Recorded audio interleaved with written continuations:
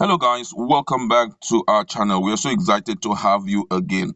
Mmaman Daura, who is the nephew of President Muhammadu Buhari, is under serious criticism and fire right now. Now let's look at the news first of all before we go into details. And the news have it that the Yoruba socio-cultural group Afenifere has condemned the position of President Muhammadu Buhari's nephew Mmaman Daura, who said competence should be placed above zoning arrangement in the 2023 presidential election.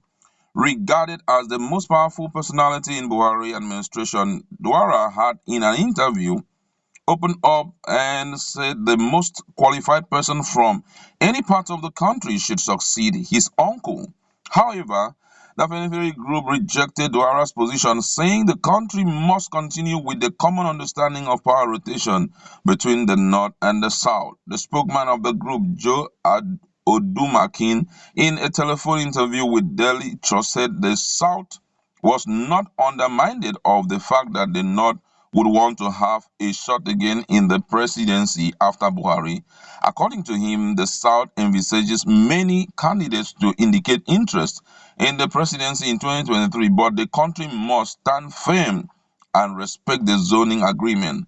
The northern candidate would come out definitely, but it is now left for the country to say whether they want to accept the move or they should insist on the common understanding that power should rotate between North and South. I heard him, Mamandwara, talking about the competence or whatever. In 2023, we would understand if there is anything called competence. We are watching how things unfold, he said. Odumakin said he expected the South to forge a common front when the time comes and to ensure that the presidency returns to the region in 2023. Chief Sapo Sonibare, another chieftain of Afenifere, said rotational presidency could not be discarded without restructuring. Also speaking, the chairman of Niger Delta Right Advocate, Darlington Nwauju, said that all that the call for the cancellation of rotational presidency was myopic and of no relevance. He said that rotational presidency and zoning formula were part of an unwritten agreement between the South and the North, saying that the gentleman agreement should be sustained. He said that rotational presidency was akin to federal character, principle, and quota system, saying they were sine qua non for peaceful coexistence. He recalled that former President Olusegun Obasanjo benefited from the agreement and wondered why such agreement should not be sustained. According to him, he said rotational presidency had provided an opportunity for weaker regions to have a shot at the presidency. When we are talking about rotational presidency, South and East should be given top priority. Those calling for its cancellation are myopic and of no consequence to me. A chieftain also of the APC, Mr. Joe Ibokwe, in a chat said that given the diverse nature of Nigeria, rotational presidency should be maintained. He said, going by the huge population of Nigeria and its size, there was the need to maintain the balance of power by allowing it go south in the 2023 presidential election. Also, an advocate of rotational presidency, Dr. Wumi Bewaji, said the statement by Daura was an invitation to anarchy, stressing that zoning was central to Nigeria's democracy. He said the statement by the president's nephew at this time could heat up the polity unnecessarily, adding it is the most unfortunate statement, very disappointing. The Arewa Consultative Forum had said the issue of rotational presidency is not a constitutional matter, but only adopted by political parties for their own convenience. The ACF National Publicity Secretary Emmanuel Yahweh, responding to Daura's statement, said the Nigerian constitution does not make provision for rotational presidency. It is done at the convenience of political party and not a constitutional practice. There is no way in the Nigerian constitution where there is provision for rotation. Yahweh further said if political parties on their own decide to jettison rotational presidency, they have the right to do so. Also, a Kano-based political analyst, Dr. Abati Bako, said the rotational presidency in democratic practice was an outdated system. Democracy is a game of the majority, and minority voice should be listened to for the fact that minority voice is one of the 57 key elements of democratic system. In both advanced and less advanced democracies, the issue of rotational presidency is contrary to the norms and rules of democratic principle. Hence, the issue of electing someone based on regional, religious, or ethnic sentiment is not democracy. We can call that democracy. Can imagine. Peter Patrick, a former head of Department of Political Science, Kaduna State University, KASU, said that those who felt rotation was still useful for the country should push for constitutional amendment for it to be incorporated. What Mmaman Daura said is not against the constitution of the country. However, because of our peculiarity, rotation helps to calm nerves, especially the nerves of those that have been marginalized. Politicians capitalize on many things to drive sentiment to their advantage in Nigeria. There is the issue of religion, tribe, and region. So, in order to have a balance, it would be proper if different groups are given opportunity to lead the country. This is because in every region, religion, tribe, there must be somebody who is competent to lead Nigeria. However, as a political scientist, I will not support something that is not constitutional. Therefore, those that strongly believe in rotational presidency should use the National Assembly to amend the constitution of Nigeria, and that of the APC, perhaps the presidency should be rotated among the 6 geopolitical zones. This is because even when you leave it between North and South, there is still going to be issues. For example, in the North, Hausa stroke Fulanis being the majority would always emerge from the North. Therefore, the 6 geopolitical zone should also be recognized by the constitution.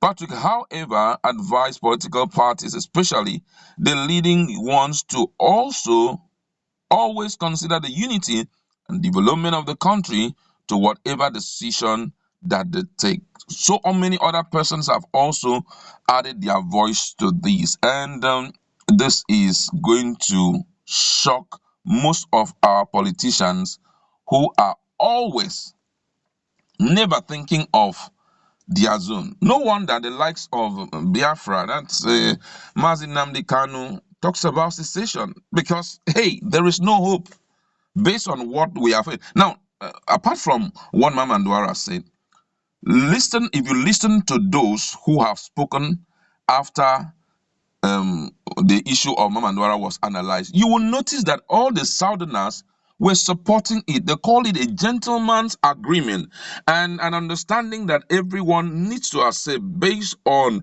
the multifaceted regions that we have. We have different tribes in Nigeria, so that the voice of the majority can be heard. It is gentlemanlike for us to, give the minority a chance, But hey, what the Northerners are saying is different, which means that right in their mind, they have forgotten about rotational, presidency. And people like Tinubu and the likes who were jogging to take over that position, I believe by now that they will be shocked to their bone marrow what the Northerners are conceiving in their mind. They are not even talking about vice presidency. They are not even looking at the fact that, okay, we can take the other positions apart from presidency. They are open and they have told Nigerians that in as much as it is unconstitutional, it therefore means it cannot be accepted as a norm in Nigerian democracy. One of them even went further to say that for those who are pushing for it, then they are practicing what he calls democracy. In other words, it's absolutely not accepted, which means that the Northerners are not ready to give power to the South. I wonder at this point what these guys will do, especially our frontline politicians who were doing everything in their power in 2019 to ensure that they enthrone Buhari to continue. I wonder what they are going to do. I could still remember when the former Senate president opened up on the interaction he had with Tinubu and was wondering why they are still pushing to ensure that Buhari is being enthroned. He said one of them, that's Tinubu, opened up and said that even if Buhari is on his deathbed, that he will vote him. And he will ask him the reason, why do you want to vote him? And he said to him that because in 2023, he will hand over power to him. He was there. I think in 2018, everything was everywhere. That was the game plan. And guess what? With what is currently happening, I don't know if he has gone back to his former agreement with the president and said, this one that your people are talking differently. And, if you look at how things are running, you realize that the president seems to be less interested in anything that is happening now because he has served his 2 terms and he has to hand over to another person. So whoever that is strong in the fight, that is the tough, will take over the position from him. And guess what? He may not even be in position to make any decision. Look at now, as we are talking, APC is in shambles. Shambles because the Southerner had been thrown out. That's Adam Soshimole. Yeah, he did a lot of things that worth him being kicked out of the position. We accept that. But why didn't they appoint a Southerner to continue as, emergency chairman for the meantime? That's acting chairman for the meantime. Instead, they went straight to the north and brought in someone. Now, do you want to tell me that by the time that they say the next 6 months they are going to have their, convention, APC convention, national convention, where they will appoint their new chairman? Do you want to tell me that based on the plan that by 2023, a northerner must take over that position again? Do you mean to tell me that they will give that chance of national chairman to a southerner? Of course, no. Of course, no.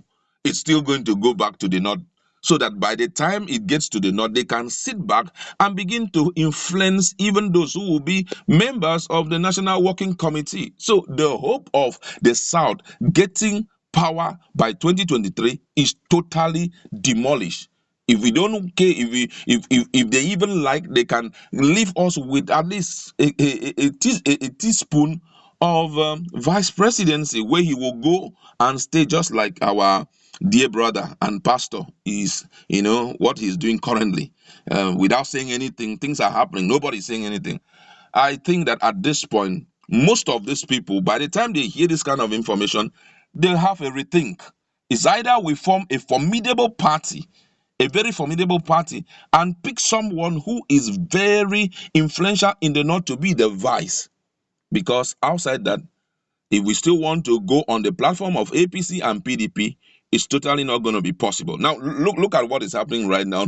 Everybody knows that in PDP, nobody's going to struggle that position with Atiku, despite the fact that he has lost for so many years. But guess what? Nobody is going to struggle because, first of all, they'll be talking about the financial spending, that he spent so much money and all of that. So you now realize that Nigerians the Southerners seems not to have any grip when it comes to power. We need to wake up and do the right thing. If not, 2023 will be very far from us. No wonder Oduduwa is already strengthening their structures to see how they can secede. Biafra, the same thing. I wonder what will become of Nigeria in 2023. But however, we want to leave it there.